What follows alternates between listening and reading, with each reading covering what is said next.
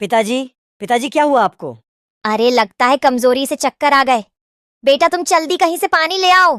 अरे दादा, थोड़ा पानी दे दो। वो मेरे पिताजी बेहोश हो गए। आदमी जल्दी से उसे एक लोटे में पानी दे देता है। बबलू फिर उस घर में जाता है और लौटा दे देता है। तभी उसकी नजर एक ट्रक पर पड़ती है। अरे काका, ये ट्रक ऐसे ही क्यों पड़ा हुआ है? अरे खटारा है भाई, भंगार में बेचना है हमें। अच्छा काका, तो ये ट्रक आप मुझे दे दीजिए।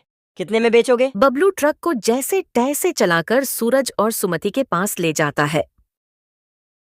अरे बबलू, इस खटारा ट्रक को तुम यहाँ क्यों ले आए? ये खटारा नहीं है, हमारी खुशियों का पिटारा है।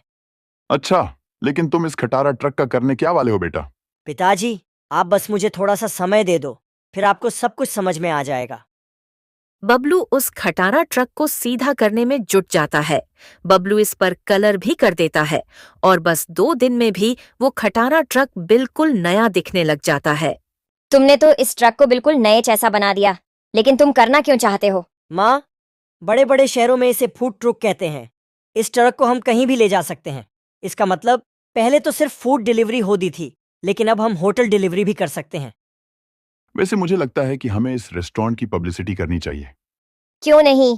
तुम्हें याद है वो दोनों लड़के जिन्होंने हमारे रेस्टोरेंट का ब्लॉग बनाया था?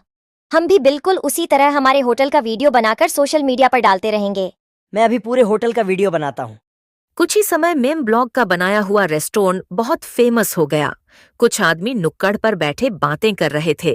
अरे भाई, तुमने सुना क्या? अरे पास के गांव में एक होटल है भैया, जो कि जरूरत पड़ने पर खुद चलकर जाता है।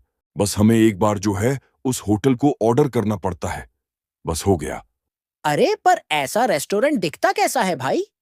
मैंने तो अपने जीवन में नहीं देखा। अरे ताऊ जी, क्यों फिक्र करते हो? आप कहो तो मैं अभी बुला लेता हूं उस रेस्टोरेंट को। अब हाँ बेटा, जरूर बुला लो। फिर मैं अपनी बुलिया को भी उसमें बैठकर खाना खिलाऊंगा। सुमति, ये देखो, हमारे होटल को सब लोग कितना पसंद कर रहे हैं और कितने सारे ऑर्डर आ रहे हैं। सुमति भी बहुत खुश हो जाती है। इधर हलिया और वेटर दोनों गुस्से में थे।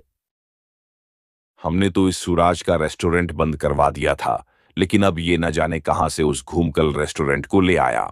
ज़रेनिया, मैं उसके रेस्टोरेंट को बम से उड़ा दूंगा। उस कल मोहे सूरज की वजह से मेरा रेस्टोरेंट बंद होने की कगार पर ही है। उस होटल को काली पहाड़ी के पीछे वाले मैदान में बुला ले, हम वहीं उसे फोड़ देंगे। वहां किसी को भी पता नहीं चलेगा कि वो रेस्टोरेंट कहाँ गायब हो गया। सब कुछ प्लान के मुताबिक ही चल रहा था, लेकिन जैसे ही हलिया और वेटर दोनों ट्रक के पास जाते हैं, वैसे ही ट्रक में लाल सारंग बजने लगता है। उसे सुनकर सूरज, बबलू और सुमति तीनों हैरान हो जाते हैं। अरे काका, आपके पास बम है? अरे नहीं नहीं, मैं बम का क्या करूंगा भाई? काका, झूठ मत बोलिए। ये ट्रक बहुत सारी जगहों पर जाता है, इसलिए मैंने अपने फूड ट्रक में मेटल डिटेक्टर लगा दिया था, जिससे मुझे पता चल जाता है कि किसी के पास बम है या नहीं।